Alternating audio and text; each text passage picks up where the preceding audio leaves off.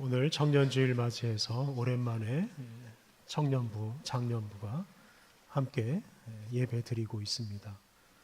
평소에도 이렇게 매주 청년과 장년이 어우러져서 예배를 드리면 좋겠습니다만 그렇게 하지 못하고 있습니다. 제가 청년들 눈치 보느라고 못하고 있습니다. 세대 갈등 때문에 함께 예배를 드리지 못하는 것이 그런 이유 중에 하나입니다. 사실 세대 갈등은 가정에서도 일어납니다. 가끔 친구들끼리 만나면 어느 집 자녀가 말을 더 안 듣는가 이걸 주제로 이야기꽃을 피울 때가 있습니다. 반대로 만약 자녀들끼리 모인다면 어느 집 부모가 더 꼰대인가 이걸 주제로 이야기꽃을 피울 수도 있을 것입니다. 장년 세대와 청년 세대 간의 갈등은 아주 오래전부터 있었습니다. 고대 문명이 일어나서 글자가 처음 만들어지던 시대에 그 처음 만들어진 글자로 요즘 애들은 버릇이 없다라는 글을 기록했다고 합니다. 주전 5세기의 유명한 철학자 소크라테스는 젊은 세대가 전통과 권위를 존중하지 않고 버릇없이 행동한다 비판을 했다고 합니다. 어른 세대는 청년 세대에게 늘 불만이 있었던 것 같습니다. 영국의 유명한 소설가 조지 오웰은 모든 세대는 자기 세대가 앞선 세대보다 더 많이 알고 다음 세대보다 더 현명하다고 믿는다라고 말했습니다. 청년 세대나 장년 세대 자기 이전 세대보다 더 앞서 있다고 믿고 살아갑니다. 어른 세대가 되면 청년 세대의 일을 반복하기도 합니다. 이런 세대 갈등을 어떤 옳고 그름의 차원에서 해결할 수는 없습니다. 그런 차원에서 해결하다 보면 오히려 문제가 더 심각해질 것입니다. 우리 인류는 이 세대 갈등을 통해서 오히려 발전했다고 말할 수 있습니다. 오래되고 좋은 전통은 좋은 세상을 만드는 원동력이 되었습니다. 고전과 전통의 힘을 결코 부정할 수가 없습니다. 그런데 때로는 낡은 전통을 깨고 혁신하는 것이 세상을 새롭게 하고 발전하게 만듭니다. 최근 30-40년 동안 디지털 기기가 혁명적으로 발전했습니다. 그 발전을 통해 우리나라는 세계적인 경제 대국이 되었습니다. 이 발전을 이끈 세대는 청년 세대라고 할 수 있습니다. 좀 더 빠르고 편리하고 재미있는 걸 원하는 그런 청년 세대의 요구에 부응하기 위해서 기업이 기술을 혁신할 뿐만 아니라 조직과 문화까지 혁신함으로써 이전에 상상할 수 없었던 이런 스마트폰을 비롯한 디지털 기기를 만들어내고 기업도 새로워졌습니다. 그냥 옛날 것에 익숙한 것에 만족하는 어른 세대만 있었더라면 이런 발전이 이루어지지 못했을 것입니다. 그런데 요즘은 이 스마트폰을 비롯한 이 디지털 기기로 인한 부작용이 참 많습니다. 공동체가 파괴되고 이 디지털 기기에 중독되어서 일상생활을 제대로 못하는 사람도 많습니다.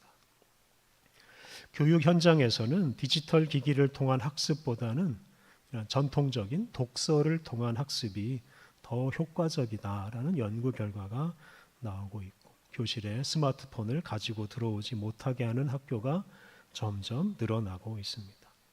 그런 의미에서 지금은 전통의 힘이 발휘되는 시간이라고 할 수 있습니다.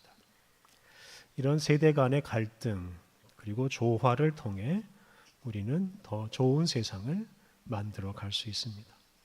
장년 세대와 청년 세대 어느 한쪽이 항상 옳다고 말할 수 없습니다. 반대로 양쪽 모두 옳지 않을 수 있다는 점을 인정해야 이런 세대 갈등이 해결되고 더 좋은 세상을 만들어낼 수 있습니다. 요즘 우리 사회에 극단적인 주장이 난무하고 자기만 옳다고 주장하는 사람들이 있습니다. 그런데 그런 극단적인 주장이나 그런 주장을 하는 사람들이 세력을 얻거나 힘을 얻으면 나라가 망합니다. 개인적으로나 사회적으로 발전하기 위해서는 모든 사람이 자신의 오류 가능성을 인정하고 또 다른 사람의 말을 들을 줄 알아야 합니다. 세대 간의 갈등 역시 이런 방식으로 해결되고 그럼으로써 더 좋은 세상을 만들 수 있습니다. 오늘은 서로 인정하지 않던 두 집단이 서로 인정함으로 하나님의 뜻을 이루는 이야기를 묵상하려고 합니다.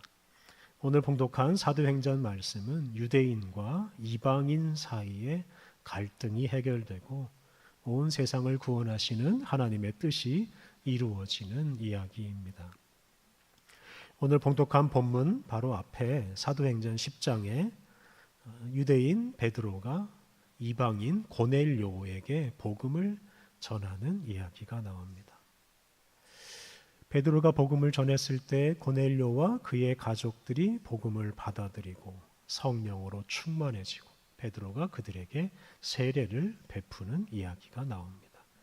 그런데 이 이야기가 10장에서 끝나지 않고 오늘 봉독한 11장 18절까지 이어집니다. 이 이야기가 사도행전에 나오는 이야기 중에서 가장 긴 이야기입니다. 사도행전을 기록한 누가는 이 이방인 고넬료에게 복음이 전파되는 사건을 매우 중요하게 여겼습니다. 실제로 이 이야기는 이 복음이 유대인과 유대 지역을 넘어서 온 세계로 전파되고 또 교회가 유대인의 교회에서 온 세계의 교회로 전환되는 분수령이 됩니다. 이 이야기는 유대인과 유대인이 아닌 사람, 이방인 사이의 갈등을 배경으로 이해해야 합니다. 10장을 보면 베드로는 본래 이방인에게는 복음을 전할 마음이 없었습니다. 당시 유대인들은 이방인을 율법을 알지 못하고 지키지도 않는 더러운 사람, 죄인으로 여겼습니다. 베드로도 그런 유대인 중에 하나였습니다. 예수 그리스도의 복음은 참으로 소중한 것인데 그 소중한 복음을 그 가치를 제대로 모르는 이방인에게 전하는 것은 마땅치 않은 일이라고 여겼습니다. 마태복음 7장에 거룩한 것을 개에게 주지 말고 진주를 돼지 앞에 던지지 말라는 말씀이 나옵니다. 베드로는 율법 없이 제멋대로 더럽게 살아가는 이방인은 그 거룩한 복음, 진주 같은 복음을 받을 자격이 없다고 생각했습니다. 그것 때문에 이방인에게 복음을 전하라 하시는 이 성령님의 인도하심을 처음에는 거부했습니다. 하지만 반복적인 환상을 보고서 베드로는 이방인에게 복음을 전하는 것이 하나님의 뜻이라는 것을 알게 되고 결국 고넬료의 집으로 가서 복음을 전했습니다.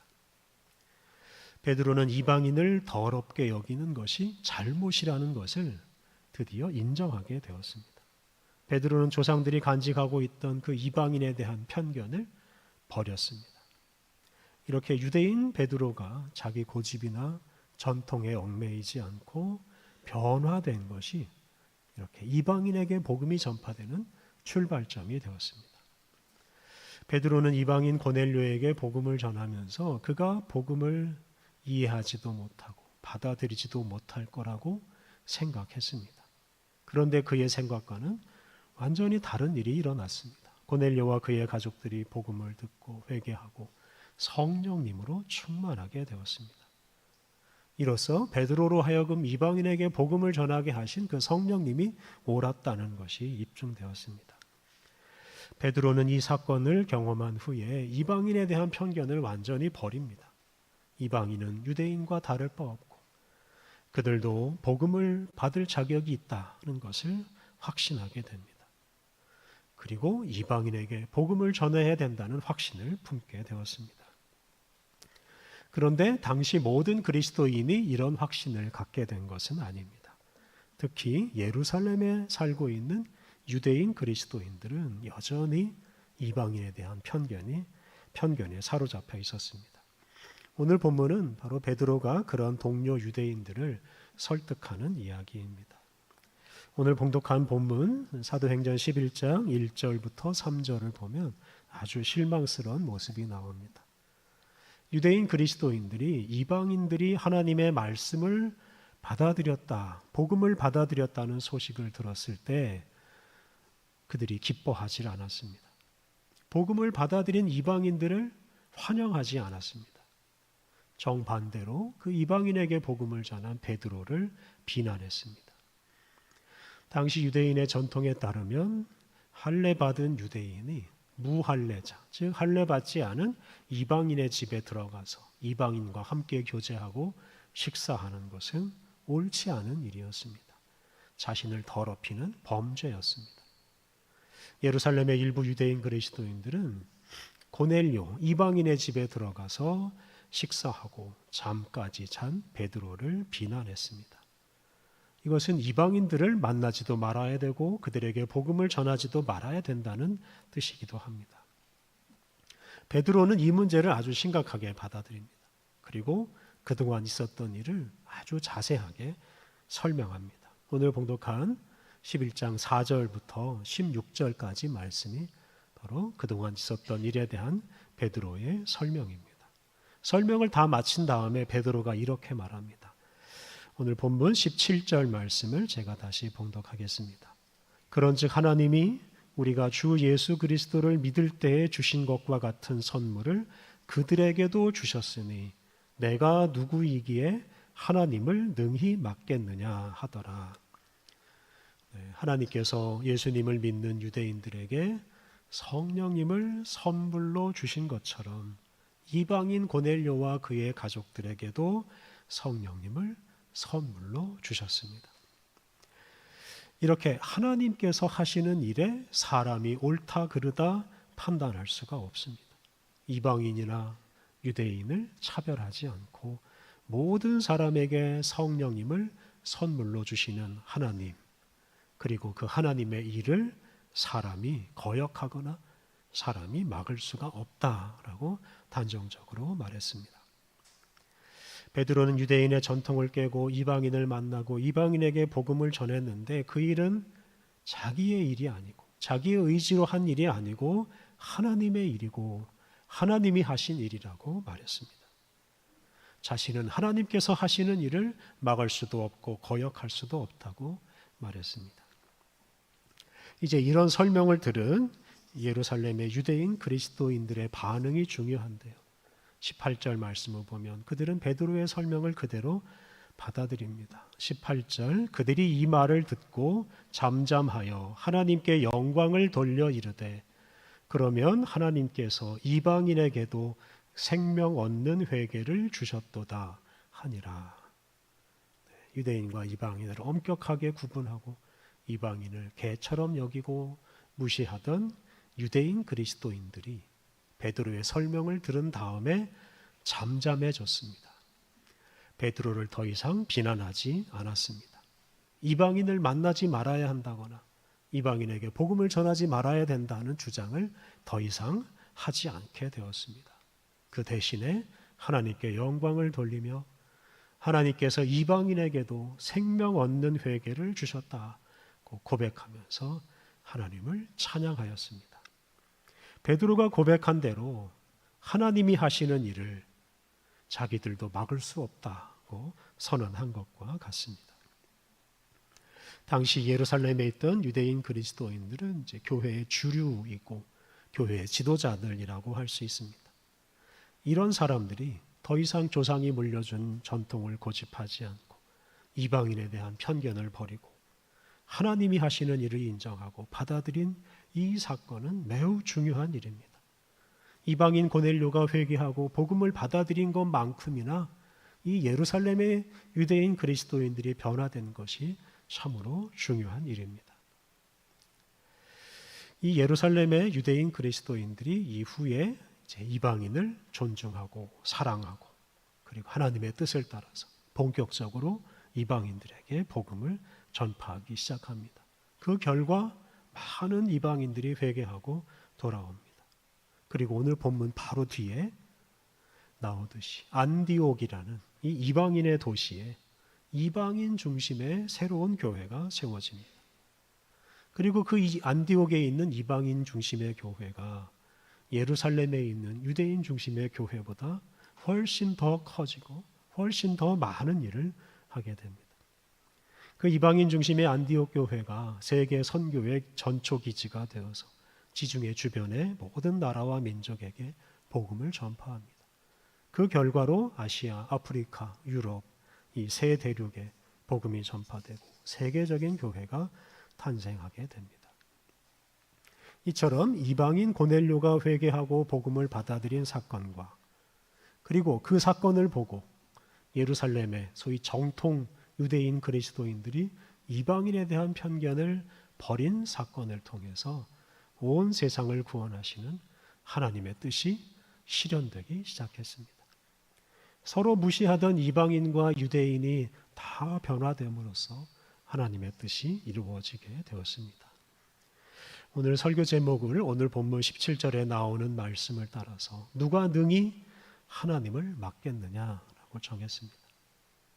오늘 본문에 나오는 베드로의 설명을 들은 예루살렘의 그리스도인들이나 다 하나님의 뜻을 거역할 수 없다고 인정하고 하나님의 뜻에 순종했습니다. 이렇게 자신들의 고집을 꺾고 이방인들을 사랑한 사람들을 통해서 하나님의 뜻이 이루어집니다. 사람의 힘으로 막을 수 없는 하나님, 또 하나님의 뜻을 인정함으로써 유대인과 이방인의 경계가 무너지고 둘 사이의 갈등도 사라지게 되었습니다. 그리고 온 세상을 구원하시는 하나님의 뜻이 이루어졌습니다. 그렇다면 오늘 우리가 감히 막을 수 없는 하나님의 일, 하나님의 뜻은 무엇이겠습니까? 먼저 오늘 본문에 나타난 하나님은 교회를 하나 되게 하시는 하나님이십니다. 오늘 본문에서 하나님은 유대인 중심의 교회를 이방인과 함께하는 교회로 만드셨습니다. 예루살렘의 유대인 그리스도인들로 하여금 고넬료를 비롯한 이방인 그리스도인들을 배척하지 않고 환영하게 만드셨습니다. 이러한 하나님의 일을 사람이 막을 수 없습니다. 하나님은 그리스도인들 사이의 경계를 허무시고 당신 안에서 하나가 되게 하십니다. 교회 안에서는 유대인과 이방인이라는 이름이 그냥 다 무용지물이 되게 만드십니다. 교회 안에서 온 성도를 하나 되게 하시는 하나님을 우리가 막을 수 없고 거역할 수 없습니다. 장년 세대로 하여금 청년 세대에게 마음을 열게 하시고 청년 세대로 하여금 장년 세대에게 마음을 열게 하시는 하나님을 우리가 결코 거역할 수 없습니다. 수십 년 동안 교회를 위해서 헌신하고 수고한 어르신들 덕분에 오늘 우리의 교회가 있습니다. 그러니 어르신들을 잘 대접하고 장년 세대를 중심으로 교회를 운영해야 된다고 말할 수 있습니다. 반면에 한편에서는 청년들이 없으면 우리 교회의 미래가 없으니 우리 청년들을 잘 대접하고 청년들을 중심으로 교회를 운영해야 된다고 말할 수도 있습니다. 실제로 청년을 중심으로 또는 장년을 중심으로 교회 활동이 이루어지는 교회가 많이 있습니다. 그런데 근본적으로는 장년 중심의 교회가 있을 수가 없고 청년 중심의 교회도 있을 수가 없습니다. 교회의 중심은 사실은 사람이 아니라 하나님이시기 때문입니다. 특히 우리 하나님은 장년과 청년의 경계를 없애시고 다 함께 당신의 뜻을 이루게 하시기 때문입니다. 그러므로 우리 교회는 장년 중심이 아니다, 청년 중심이 아니다, 장년을 무시한다, 청년을 무시한다, 이런 불평을 우리가 하지 않아야 하겠습니다. 우리가 감히 막을 수 없는 하나님의 뜻을 따라서 청년과 장년 세대의 경계를 허물고 서로 사랑해야 합니다. 30여 년 전에 캐나다에서 잠시 공부한 적이 있었습니다. 그때 수강한 과목 중에서 나이가 꽤 많으신 60이 넘으신 이언 니콜이라는 교수님이 가르친 이 조직신학 과목을 아직도 잊지를 못합니다. 저는 그 수업 시간에 아주 큰 문화 충격을 받았습니다. 수업 시간 학생들이 교수님을 부를 때 이제 프로페서 니콜 이렇게 부르는 것이 적당한데 그 수업 시간 학생들은 그냥 이언 이렇게 이름을 불렀습니다. 수업 시간에 이언이라는 그 교수님의 이름이 수없이 많이 불려졌습니다. 그렇게 부르는 동안 저는 충격을 받고 있었는데 그 소리를 하도 듣다 보니 학생과 교수 사이의 어떤 세대 차이, 나이 차이가 점점 사라지기 시작했습니다. 그러면서 교수와 학생 사이가 친구로 변하는 걸 느껴졌습니다. 나이에 신경 쓰지 않고 서로 친구처럼 보내는 그 모습이 보기 좋았고 이런 공동체를 만들어 보고 싶다 하는 결심도 했습니다. 장차 완성될 하나님 나라에서는 나이가 사람의 서열을 결코 정할 수가 없습니다. 나이라는 것이 아무런 의미가 없는 세상이기 때문입니다. 교회 안에서 나이의 경계를 허물고 서로 친구처럼 지내는 것이 하나님의 뜻이고 하나님의 나라를 실현하는 길입니다. 우리 봉헌교회 안에서 그 뜻을 따라서 모든 세대가 친구처럼 지내면서 하나님 나라를 이루어 가야 하겠습니다. 오늘 본문에 나오는 또 막을 수 없는 하나님의 두 번째 모습은 온 세상 모든 민족의 경계를 없애시고 구원하시는 하나님이십니다.